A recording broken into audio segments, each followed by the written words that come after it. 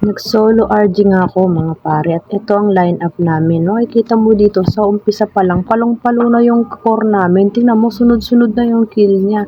7 minutes pa lang, godlike na siya, legendary. Tingnan mo kung gaano siya kapalo, batak na batak yung core namin dito. Siyempre, buntot ako dyan para sabihin namang may ambag tayo, hindi nung puro display lang tayo dito. Makikita niyo dito, tingnan mo, 11 na yung score ng core namin.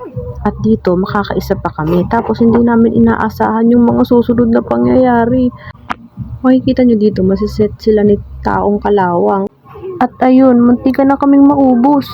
Tapos, nag-skip na ako dyan para hindi nila ako mapatay. Kaso, ewan ko ba, bakit ako bumalik? Ayaw nga pala, si Mia nga pala. Tutulungan ko si Mia kasi tatlo yung humahabol sa kanya. Dinig niya pa yung chicks magandang babae ba to? At dahil sa tinulungan ko siya, ayun, nastan ako, napitas tuloy ako dito. Tapos dito, ang plano sana namin, mga ambush kami. Kaso nga lang, kabaligtaran yung nangyari. Habang nagka-class kami dyan, pansinin nyo tong si Silog. Kita nyo, sa sobrang busy ng mga kalaban, hindi nila napapansin, nagpupush na pala si Silog dun sa top lane. At ayun, naubos kami. Tapos, ayun na, gumagawa na ng pangarap sa top lane si Silog namin. Thank you, Silog!